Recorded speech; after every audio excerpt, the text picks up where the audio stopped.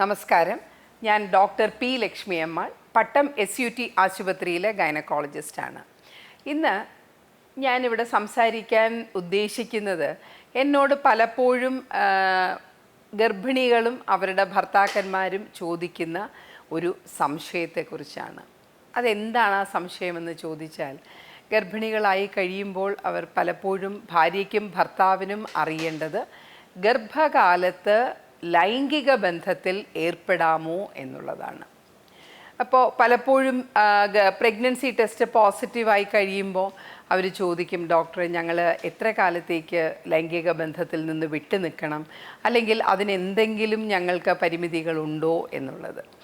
അങ്ങനെ ചോദിക്കുകയാണെങ്കിൽ പൊതുവേ ഗർഭിണി ആയിക്കഴിഞ്ഞാൽ സ്ത്രീകൾക്ക് ലൈംഗിക ബന്ധത്തിനോടുള്ളൊരു താല്പര്യം കുറയുന്നതായിട്ടാണ് നമ്മൾ കാണുന്നത്.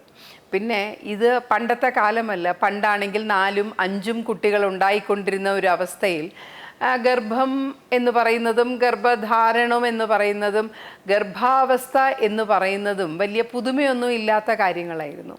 നമ്മുടെ വീട്ടിൽ തന്നെ ചിലപ്പോൾ ഒരു വീട്ടിൽ തന്നെ കൂട്ടുകുടുംബമായിരുന്നല്ലോ അന്നൊക്കെ.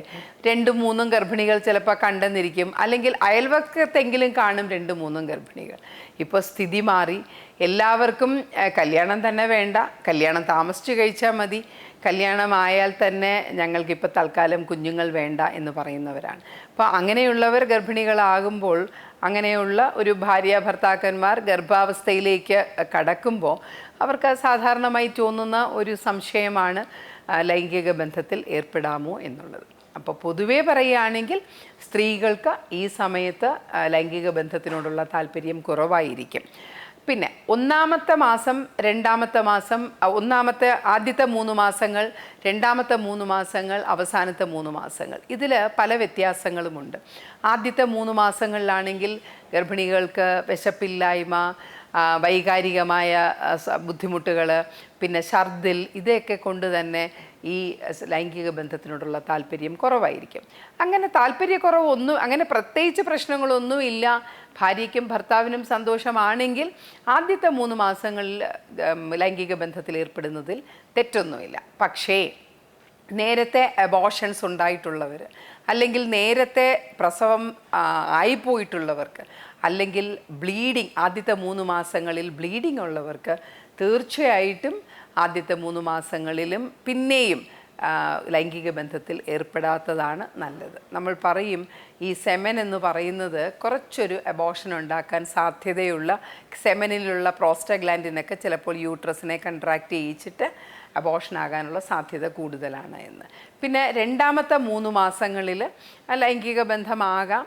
അവർക്കും ഈ പ്രശ്നങ്ങൾ, അതായത് ബ്ലീഡിങ് പാടില്ല, പ്രത്യേകിച്ച് വേദനയൊന്നും പാടില്ല, വിട്ടു വരുന്ന വേദന, അല്ലെങ്കിൽ നേരത്തെ അവർക്ക് പ്രസവം ആയ ഹിസ്റ്ററി ഒന്നും പാടില്ല, അങ്ങനെയുള്ളവർക്കും ലൈംഗിക ബന്ധത്തിൽ ഏർപ്പെടാം. അവസാനത്തെ 3 മാസങ്ങളാവുമ്പോൾ, വയറ് വളർന്നു വരുമ്പോൾ തീർച്ചയായിട്ടും ഒരു സ്ത്രീക്ക് ശാരീരിക അസ്വസ്ഥത ഉണ്ടാവും.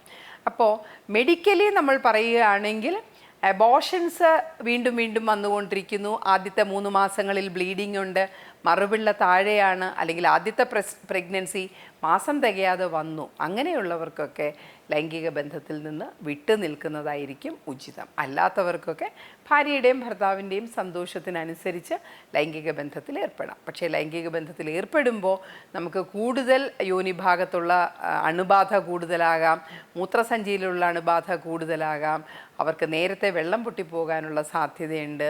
അപ്പോൾ ഇങ്ങനെ എന്തെങ്കിലും പ്രശ്നങ്ങളുണ്ടോ എന്നുള്ളത് അവനവൻ്റെ ഡോക്ടറോട് കൂടിയും ചോദിച്ച് മനസ്സിലാക്കണം. നന്ദി, നമസ്കാരം.